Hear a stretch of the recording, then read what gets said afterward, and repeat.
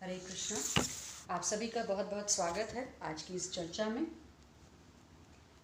हम सब ने बचपन में कभी कोई पिक्चर देखी है, कभी कोई मैचेस देखे हैं। तो जब किसी पिक्चर के टाइम कोई इमोशनल सीन आ जाता है तो हमारे आंखों में आंसू आ जाते हैं। ऐसा क्यों होता है? या जो क्रिकेट के मैच के शौकीन हैं या फुटबॉल के मैच के शौकीन हैं, तो हमने देखा है कि कुछ भी ऐसा होता है तो कई लोग रो पड़ते हैं, कई हंसते हैं। ऐसा इसलिए होता है क्योंकि जब हम वो कैरेक्टर, वो रोल, वो पिक्चर या वो मैच देख रहे होते हैं तो हम उसके साथ कहीं ना कहीं रिलेट करना शुरू कर देते हैं। और जब हम उससे रिलेट करते हैं हमारी अटैचमेंट होती है। तो अगर कोई रो रहा है स्क्रीन पर तो मुझे भी रोना आ रहा है, या कोई हंस रहा है वहाँ पर तो मुझे भी हंसी आ रही है। लेकिन हम सबको पता होता है कि वो रियल लाइफ है, वो रियल लाइफ नहीं है। तो क्रिकेट के मैच में भी ऐसे होता है। एक जो पार्टी है अगर वो जीत जाती है तो लोग बहुत पटाखे छोड़ते हैं, तालियां बजती हैं, नाचते हैं, गाते हैं। और जो हार जाता है, हार जाती है टीम, वो बिल्कुल शोकग्रस्त होते हैं। एक गेम ही तो है, एक मैच ही तो है। आप समझने का प्रयास कीजिए कि ये क्यों रिएक्शंस अलग अलग हैं। क्योंकि हर इंसान की मनोवृत्ति के हिसाब से उसका रिएक्शन आता है। अगर वो जो रो रहा है उसके साथ एसोसिएट, अटैच कर लेता है उस कैरेक्टर के साथ या अपने पर्सनल कोई भी, तो वो उसके साथ अटैच होकर वो रोता है। शास्त्र इसे ही बताते हैं। भागवत गीता में भगवान यही बता रहे हैं कि तुम इसीलिए रोते हो और इसीलिए हंसते हो। इसी को सुख और दुख कहा जाता है, लाभ और हानि कहा जाता है। इसे ही द्वंद्व कहा जाता है कि हम गेम प्लेयर या किसी मूवी स्टार के साथ अटैच हो जाते हैं, जबकि हमें पता है कि वो मूवी स्टार जो है वो एक सिर्फ रोल कर रहा है, वो सिर्फ एक मूवी है। बट हम कैरेक्टर के साथ इन्वॉल्व होकर, अटैच होकर हम वहाँ पर अपना रिएक्शन देते हैं। ये मैं एक भूमिका तैयार कर रही हूँ आज के श्लोक के लिए, ताकि हमें समझ में आए कि भगवान हमें क्या शिक्षा दे रहे हैं इस भागवत गीता के श्लोक के माध्यम से। अध्याय 9 परम गुह्य ज्ञान है ये, और श्लोक संख्या भी है 9। तो भगवान आगे जब बताएंगे तो हम उसे इस एग्जाम्पल से समझने की कोशिश करते हैं। देखिए, हम क्रिकेट मैच या फिर फुटबॉल मैच के आउटकम से प्रभावित होते हैं। मेरी टीम जीतती है तो मैं बहुत खुश हूँ, मेरी टीम हारती है तो मैं बहुत उदास हूँ। तो इसका मतलब है मेरी एक्सपेक्टेशन है, फल के प्रति मेरी आसक्ति है, कर्म के प्रति आसक्ति है। मैं क्या कहूँगी कि उसने अच्छा नहीं खेला तभी हम हार गए। जो कर्म उसने किया उसके साथ मेरी अटैचमेंट है, आउटकम के साथ मेरी अटैचमेंट है।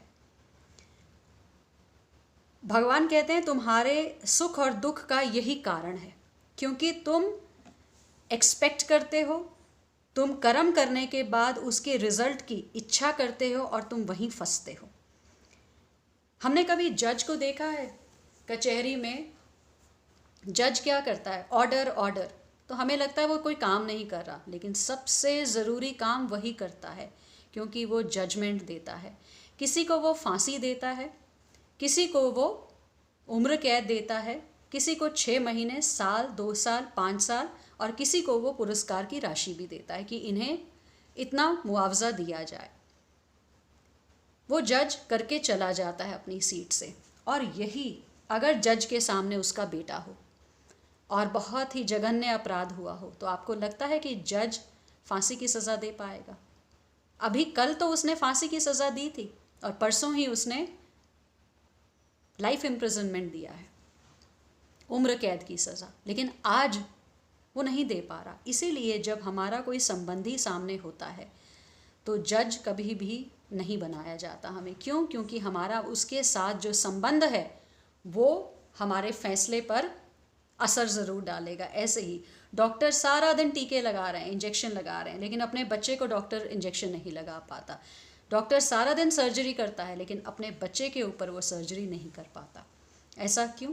क्योंकि वो संबंध बन गया है। ये भी एक शरीर है, ये भी शरीर है, लेकिन ये मेरे पुत्र का शरीर है, मेरी पुत्री का शरीर है, और बाकी शरीरों पे वो इतने एफिशिएंटली ऑपरेशन कर डालता है। कहने का मतलब, शरीर तो शरीर ही है, डॉक्टर तो डॉक्टर ही है, वो ऑपरेशन थिएटर तो ऑपरेशन थिएटर ही है। लेकिन क्यों उसके रिएक्शन में फ़र्क क्यों आता है? आज भगवान इस श्लोक के माध्यम से हमें बताएंगे, क्योंकि पिछले श्लोकों के माध्यम से भगवान ने इसकी शुरुआत कर दी है। 9:4 से लेकर 9:10 तक ये श्लोक बहुत ही महत्वपूर्ण है, क्योंकि अगर जिसने ये 9:4 से 9:10 समझ लिया उसने भगवान को समझ लिया, उसने अपने जीवन को सार्थक बनाने का निर्णय कर लिया, फिर उसे कोई नहीं रोक सकता। जब तक हमें ज्ञान नहीं है तब तक ही अज्ञान में हैं हम। तो भगवान ने पिछले श्लोकों में क्या कहा कि हे कुंती पुत्र, कल्प का अंत होने पर सारे प्राणी मेरी प्रकृति में प्रवेश करते हैं, अन्य कल्प के आरंभ होने पर मैं उन्हें अपनी शक्ति से पुनः उत्पन्न करता हूँ। कहने का मतलब भगवान ही उत्पन्न कर रहे हैं, भगवान ही नाश कर रहे हैं। कल्प की अंत में सब नाश होता है, नए ब्रह्मा जी आते हैं, कल्प का आरंभ होता है, अपनी शक्ति से भगवान पुनः प्रकट करते हैं। उसके बाद भगवान कहते हैं संपूर्ण विराट जगत मेरे अधीन है। ये हमने कल बात की है, सब कुछ मेरे अधीन है, आई एम द बॉस। यह मेरी इच्छा से बारंबार स्वतः प्रकट होता रहता है और मेरी इच्छा से अंत में विनष्ट होता है। ये हमने कल पढ़ लिया था। आज भगवान कह रहे हैं हे धनंजय, ये सारे कर्म मुझे नहीं बांध पाते, मैं उदासीन की भांति इन सारे भौतिक कर्मों से सदैव विरक्त रहता हूँ। तो भगवान क्या बता रहे हैं, ये कर्म हो रहा है, देख लीजिए सृष्टि की रचना हो रही है, प्रलय हो रहा है, कितना बड़ा कर्म है। इस सृष्टि का पालन करना कितना बड़ा कर्म है। हमें एक परिवार का पालन करते हैं या फिर कोई फैक्ट्री, कारखाना, दुकान या जहाँ पर भी, स्कूल, कॉलेज, जहाँ पर भी हम काम करते हैं, कुछ लोगों के साथ हमारा संपर्क होता है, आप तनख्वाह देते हैं, पालन हो रहा है उनका। तो यहाँ भगवान कह रहे हैं कि मैं ही सब कुछ ये भौतिक कर्मों को निर्धारित करता हूँ, मेरी संरक्षण में ये सब कुछ हो रहा है, और फिर भी ये कर्म मुझे नहीं बांध पाते।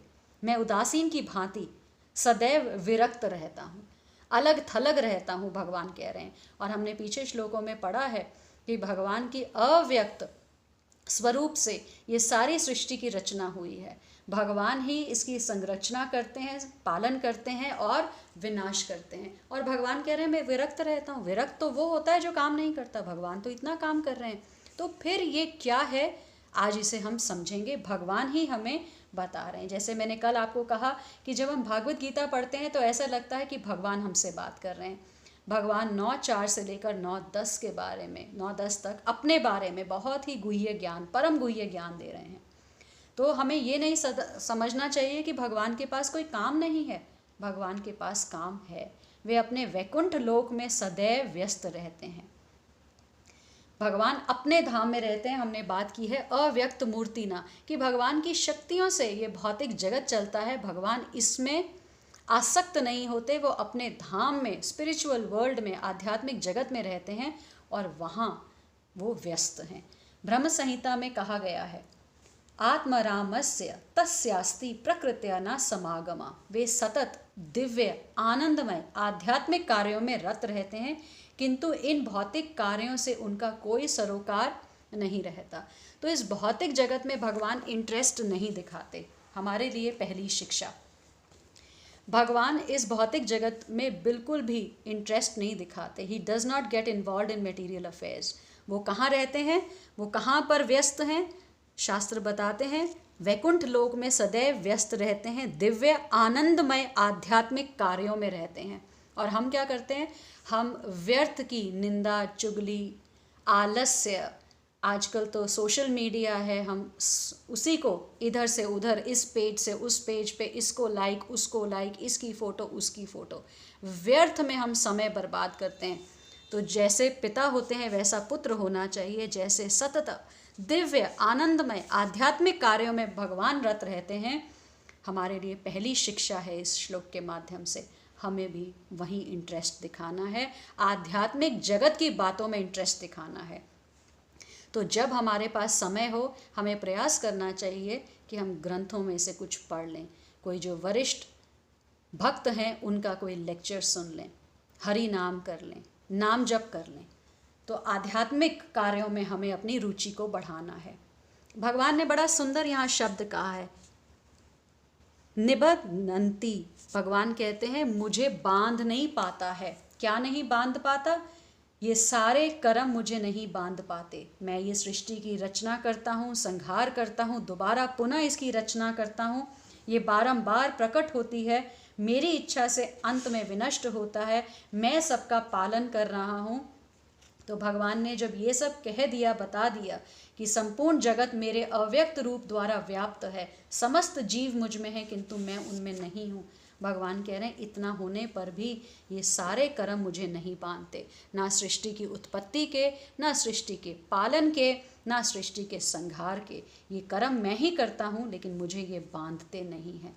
और बड़ा सुंदर शब्द आया है उदासीन वत, निरपेक्ष, मुझे छूता नहीं है ये, उदासीन की भांति इन सारे भौतिक कर्मों से सदैव विरक्त रहता हूँ। दिस डज नॉट बाइंड मी, बड़ा सुंदर भगवान बता रहे हैं। निबध्नन्ति, निबध्नन्ति का मतलब क्या है? ये कर्म मुझे बांधते नहीं। क्यों कर्म बांधते नहीं भगवान को?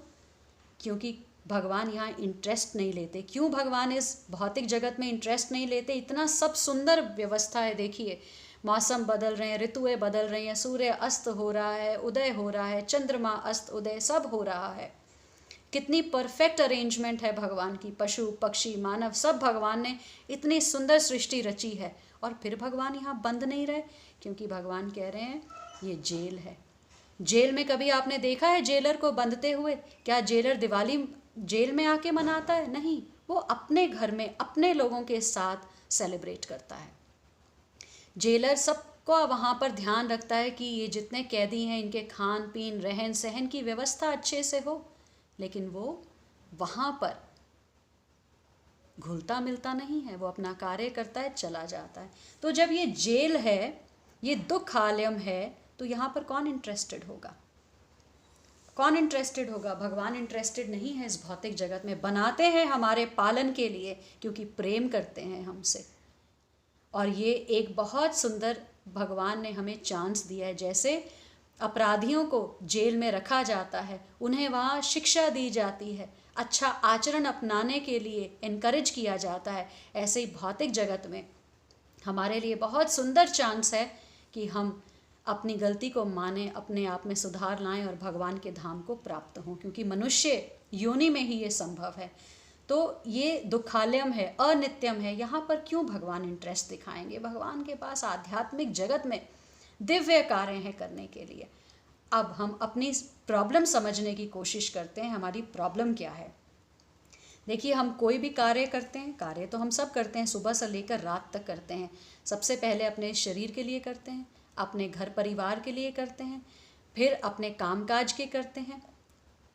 इस तरह से हम सारा दिन कार्य करते हैं। लेकिन जब हम कार्य करते हैं ना, हमारी सबसे बड़ी गलती क्या है? हम इन्वॉल्व हो जाते हैं, हम अटैच हो जाते हैं अपने ही शरीर से। इस शरीर से इतना अटैच हो जाते हैं, इसको इतना बना ठना के रखने का प्रयास करते हैं कि हाय बस ये मैं कहीं बूढ़ा ना लगूं, मैं कहीं बदसूरत ना लगूं, मेरी खूबसूरती मुझे आईने में बस सबसे सुंदर मैं ही हूँ। सारा ध्यान हमारा इस शरीर ने खींच रखा है। लोग डिप्रेशन में चले जाते हैं जब उन्हें लगता है कि मैं तो बूढ़ा हो रहा हूँ। वो बूढ़ा नहीं होना चाहते। कोई बीमारी उनको आती है तो उन्हें लगता है अरे ये क्या, मुझे कैसे बीमारी आ गई, और वो ज़मीन आसमान कर देते हैं बस कि शरीर को कुछ ना हो।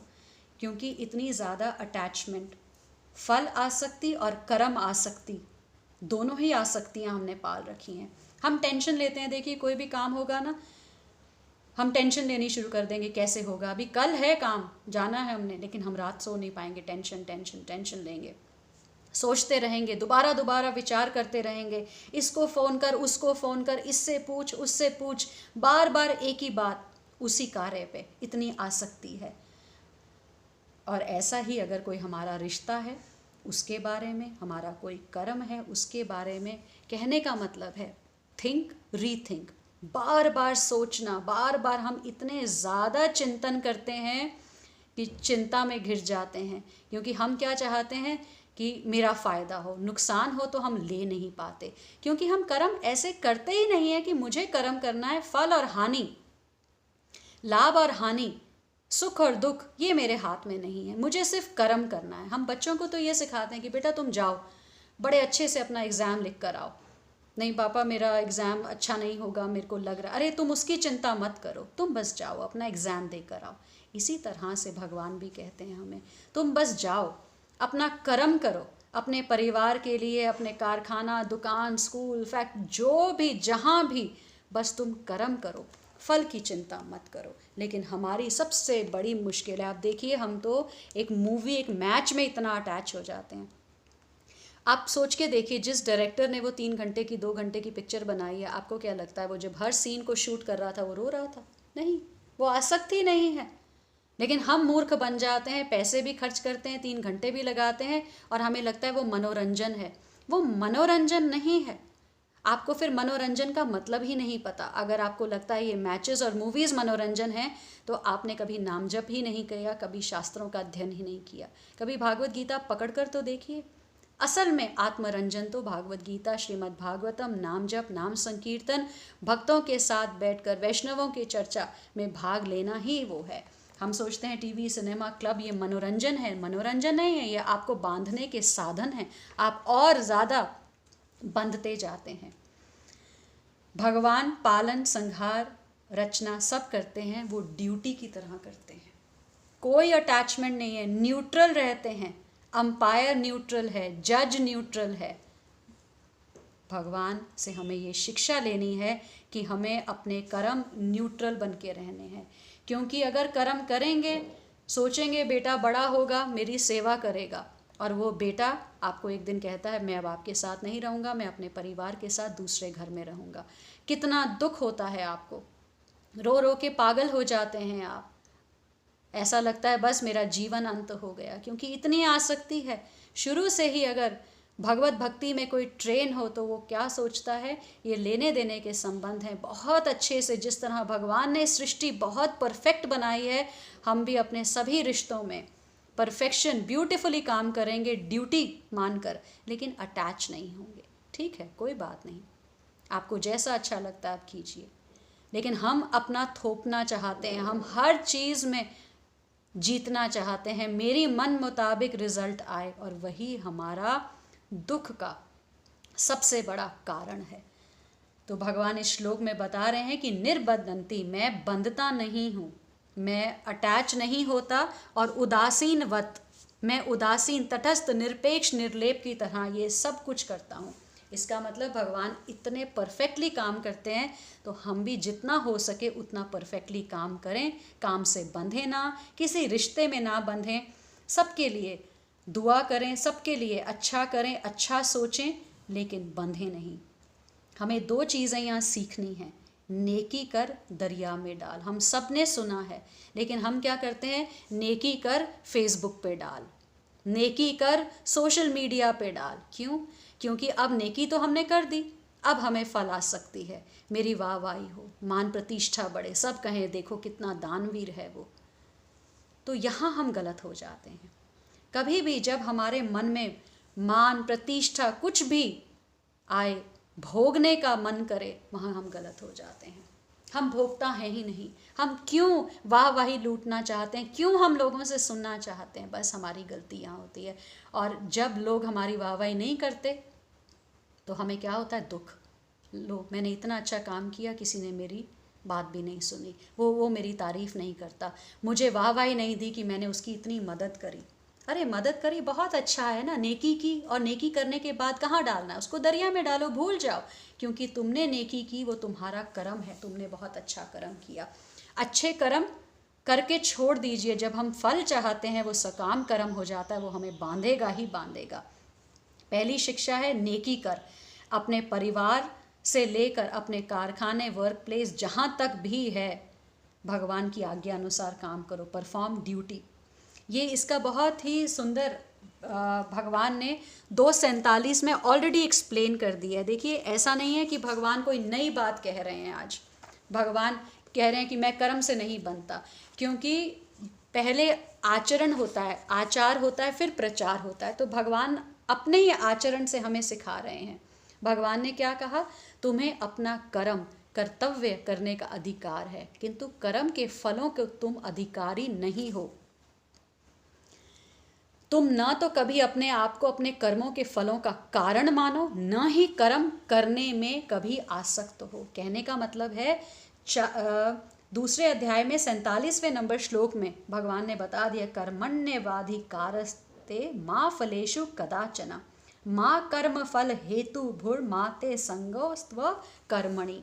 तेरे को कर्म करने का अधिकार है। भगवान ने क्यों 2:47 में बता दिया था? भगवान यहाँ पर कोई भी कंट्रोवर्सी नहीं खड़ी कर रहे। हमें समझ नहीं आता, भगवान ने शुरू से ही कहा है कर्मों में आसक्ति मत करो, कर्म को कर्म की तरह करो, और आगे बताएंगे कर्म को कैसे करना है। तो हम अपने आप को अपने कर्मों का कारण ना माने, फलों का कारण ना माने, ना आसक्त हों।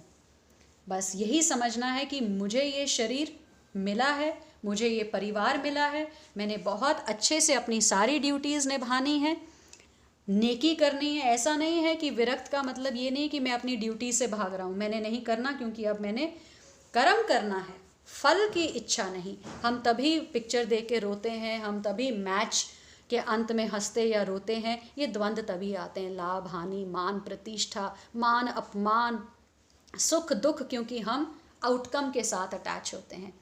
अब भगवान ने तीसरे अध्याय श्लोक संख्या 9 में बता दिया कर्म कैसे करना है। जब तुम ऐसे कर्म करोगे ना, तुम कभी भी फलों में नहीं फंसोगे।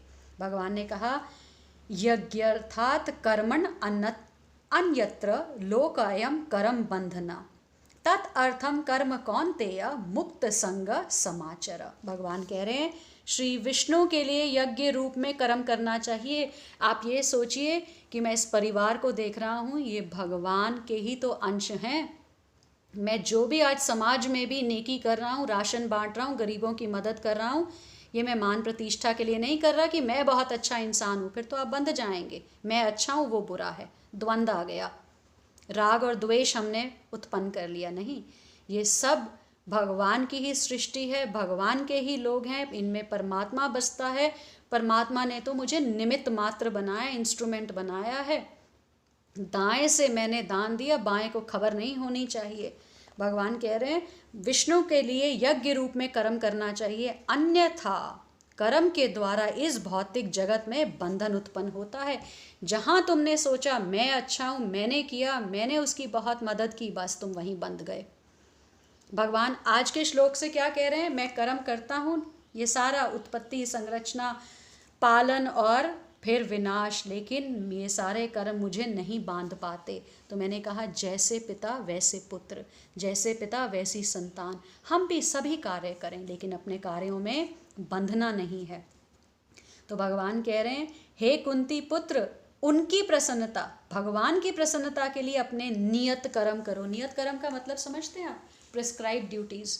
अगर आप गृहस्थ हैं और अगर आप डॉक्टर हैं तो आप अपने बाल बच्चों, पत्नी पति, जो भी आपके घर में बड़े हैं, माता पिता, सबकी सेवा करते हुए अपने प्रोफेशनल ड्यूटीज़ को भी अच्छे से करें। उसे नियत कर्म कहा जाता है, वर्ण और आश्रम के हिसाब से कर्म। और भगवान कह रहे हैं इस तरह तुम बंधन से सदैव मुक्त रहोगे। तो भगवान हमें क्या बता रहे हैं? भगवान कर्म बंधन से मुक्त होने का तरीका बता रहे हैं। तो हमें भगवान की प्रसन्नता के लिए कर्म करना चाहिए। आप डॉक्टरी कर रहे हैं, इंजीनियरिंग कर रहे हैं, आप कुछ भी कर रहे हैं भगवान की प्रसन्नता के लिए, क्योंकि इस जगत में किया जाने वाला अन्य कोई कर्म बंधन का कारण होगा, क्योंकि अच्छे तथा बुरे कर्मों के फल होते हैं और कोई भी फल कर्म करने वाले को बांध लेता है। अच्छा कर्म करोगे अच्छा फल मिलेगा, बुरा करोगे बुरा मिलेगा। यही महान कर्म कौशल है और प्रारंभ में इस विधि में अत्यंत कुशल मार्गदर्शन की आवश्यकता होती है। कोई हमें गाइड करने वाला होगा तो वो बताएगा कि आप कैसे अपने कर्मों को भगवान को अर्पित करते हुए आगे चल सकते हो।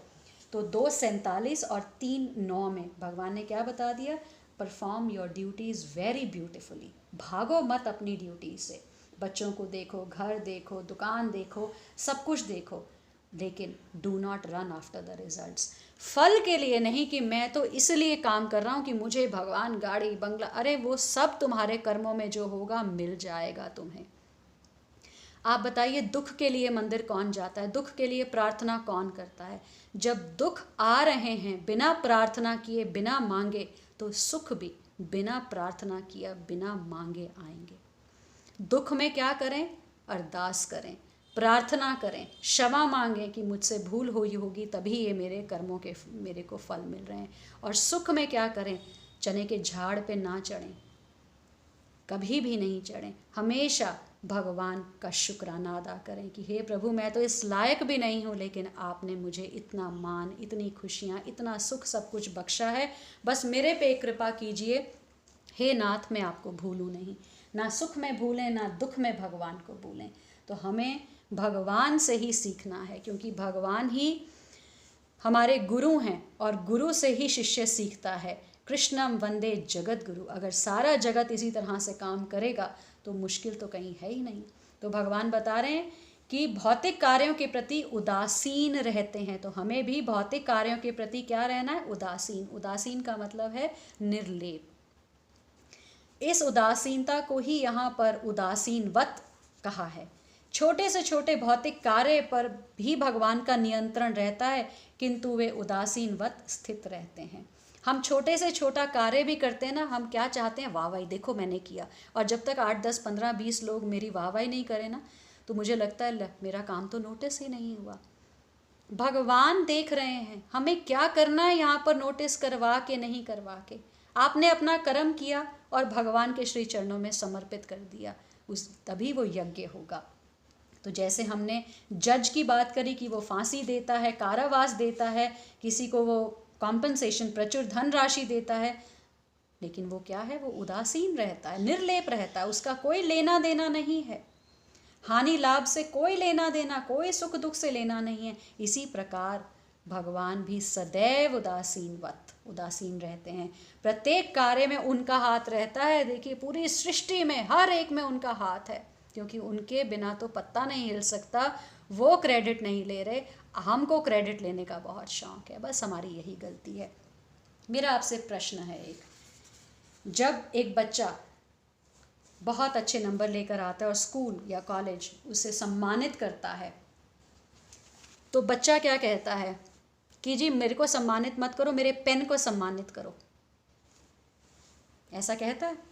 और अगर वो कहता है तो हम क्या कहते हैं कि बेटा ठीक है, तुम्हारे पेन तो सिर्फ एक निमित्त मात्र बना, काम तो तुमने किया है ना, इसलिए ये श्रेय जो है ये तुम्हें जाता है।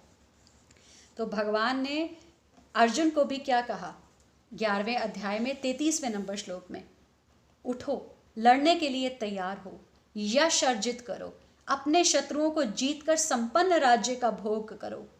और भगवान बहुत सुंदर कह रहे हैं, ये सब मेरे द्वारा पहले ही मारे जा चुके हैं। हे सव्यसाची, तुम तो युद्ध में केवल निमित्त मात्र हो सकते हो। तो ये जो पेन है वो सिर्फ निमित्त मात्र है, काम तो उस बच्चे ने किया। इसी तरह से हमारा शरीर तो सिर्फ निमित्त मात्र है। हमने क्या बढ़ाइयाँ यहाँ पर, क्या मान प्रतिष्ठा के ढिंडोरे पीटने, हम तो सिर्फ उस पेन की तरह हैं। अपने कर्म जो हैं हम भुगत रहे हैं यहाँ पर। अच्छा कर्म हमने किया था तो आज अच्छे परिवार में बैठे हैं, बुरा कर्म किया तो बुरी परिस्थितियों में जन्म लिया हमने, मनुष्य योनि मिली है, जन्म मिला है। भगवान कह रहे हैं अर्जुन को जैसे कि ये युद्ध का जो आउटकम है, रिजल्ट है, वो तो पता ही है, तुम राज्य करोगे, है ना, लेकिन फिर भी युद्ध करो। तो इसी तरह से हमें क्या मिलना है निर्धारित है, हम जो पुराने कर्म करके आए हैं। तो इस जीवन में हम व्यर्थ ही ना जुटे रहें पैसा कमाने, गाड़ी बंगला, अगर वो हमारी किस्मत में है तो वो मिलके ही रहेगा, और अगर नहीं तो फिर किसी की शक्ति ताकत नहीं है वो हमें दे दे। कहा जाता है कि अगर तुम्हारा है और 2 पर्वतों के नीचे भी दबा है, कुदरत की करनी ऐसी है कि वो तुम तक आकर ही रहेगा।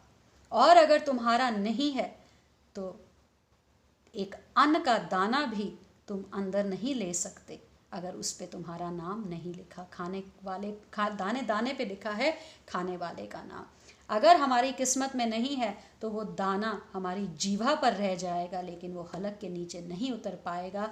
भगवान ने रचना की है, भगवान कर रहे हैं सब कुछ, हमारा सिर्फ ध्यान होना चाहिए, ऐसे कर्म करें कि अब बंधे नहीं, बस अब हमें बंधना नहीं है। तो अगर हम उदासीन रहकर भगवान की प्रसन्नता के लिए सारे कार्य करेंगे तो फिर हम फंसेंगे नहीं। और भगवान की प्रसन्नता के लिए कैसे कार्य कर सकते हैं? अगर हमारा श्रवण और कीर्तन बहुत मजबूत होगा। भगवान ने 8वें अध्याय में 7वें नंबर श्लोक में अर्जुन को क्या कहा? माम अनुस्मरा युद्ध च, मेरा स्मरण करते हुए युद्ध करो। तो ऐसे ही हमें समझना चाहिए, मेरा स्मरण करते हुए पढ़ाई करो, मेरा कृष्ण का चिंतन करते हुए रसोई में भोग बनाओ, मेरा कृष्ण का चिंतन करते हुए अपने कारखाने, हॉस्पिटल, नर्सिंग होम, जो भी जहाँ पर भी तुम स्थित हो, जिस भी वर्ण आश्रम में तुम स्थित हो, गृहस्थ हो कि विरक्त हो, बस एक कार्य करें, हे नाथ मैं आपको भूलूं नहीं। कहने का मतलब जो भी कार्य मैं करूं मैं बस भगवान को भूलूं ना। तो भगवान दिव्य ज्ञान से अवगत करा रहे हैं। उनका सिर्फ एक ही उद्देश्य है, क्या? कि हम इस जन्म मृत्यु से निकल पाएँ। जैसे वो जेलर क्या चाहता है कि भाई तुम इस जेल से निकलो, अपने परिवार में जाके खुशी खुशी रहो। तो भगवान चाहते हैं हम इस भौतिक जगत से निकलकर आध्यात्मिक जगत की तरफ कूच करें। भगवान ने अपने एग्जाम्पल से कहा, निबध्नन्ति धनंजय न च माम तानि कर्माणि। ये सब कुछ मैं कर रहा हूँ लेकिन मैं बंधता नहीं। कोई बहुत बड़ा बिजनेसमैन होगा, आपने देखा होगा, घर बन रहा है फिर टूट रहा है, बन रहा है टूट रहा है, उसके पास पैसा है, वो स्पेंड कर रहा है वहाँ पे, लेकिन उसकी कोई आसक्ति नहीं है। भगवान की इतनी बड़ी सृष्टि है, भगवान आसक्त नहीं हो रहे। भगवान बिल्कुल आसक्त नहीं है। देखिए ना कितना सुंदर है, फूल है, फूल खिल रहे हैं फिज़ा में। हम एक फूल बनाएं, एक पत्ता बनाएं, सिमेट्रिकल नहीं बना सकते, मैंने कल भी बात की, लेकिन सब कुछ भगवान कर रहे हैं। इतना पावरफुल वो क्रिएटर है। हम क्या कर रहे हैं? हम इम्प्रेस करना चाहते हैं क्रिएशन को, लोगों को दिखाना चाहते हैं। दिखावे की ज़िंदगी रह गई है। मैनू वेखो, हमें किसको दिखाना है? कुछ ऐसा कीजिए कर्म कि वो परमात्मा आपको देखे। आप कहाँ उसे देखने चले हो, या कहाँ आप उसकी क्रिएशन को इम्प्रेस करना चाहते हो? कुछ ऐसा कर्म करो कि क्रिएटर इम्प्रेस हो जाए, भगवान इम्प्रेस हो जाएं, भगवान रीझ जाएं। यही तो हमारा काम है। तो ये जो कुछ सृष्टि है, देखिए उसके पीछे कौन है? भगवान स्वयं। Behind this beautiful creation there is the brain of Krishna. Behind everything, सब कुछ आपके मेरे सब कुछ भगवान ही कर रहे हैं।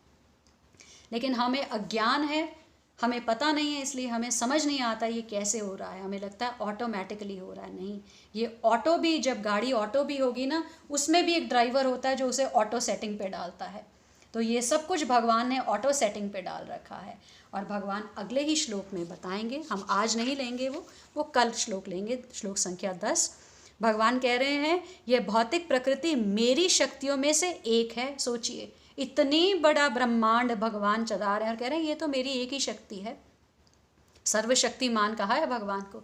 अभी तो तुमने सिर्फ एक झलक, पिक्चर का जैसे ट्रेलर होता है ना, पिक्चर अभी बाकी है, तो हमने तो अभी सिर्फ एक झलक देखी है। और भगवान कह रहे हैं मेरी अध्यक्षता में कार्य करती है, जिससे सारे चर तथा अचर प्राणी उत्पन्न होते हैं।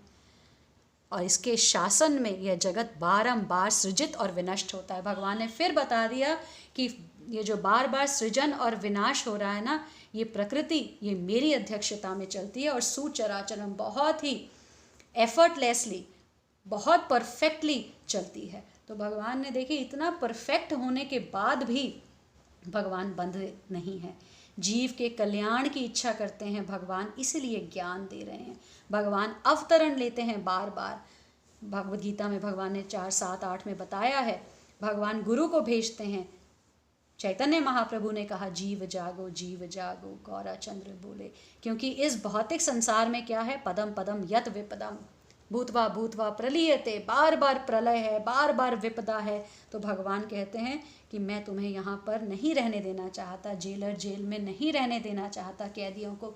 लेकिन कोई मूर्ख कैदी हो, बार बार उसे रिहा किया जाए, बार बार वो अपराध करे, बार बार जेल में आए, तो क्या ये शोभा देता है? हम भी बस वैसे ही हैं। हम कर्म करते हैं, आसक्ति रखते हैं, कर्म बंधन में फंस जाते हैं। तो कर्म जब कीजिए, यज्ञ की तरह कीजिए, भगवान को सेंटर में रख के कीजिए, जप कीजिए, संकीर्तन कीजिए, शास्त्र अध्ययन कीजिए। उससे क्या होगा? उससे ये जो अटैचमेंट्स हैं, उससे ये जो हमने बहुत ज़्यादा आसक्ति पाल रखी है, आसक्ति से हमारी आसक्तियाँ टूटेंगी। भगवान ने बड़ा सुंदर यहाँ कहा है, भगवान कहते हैं उदासीन वत आसीनम असक्तम।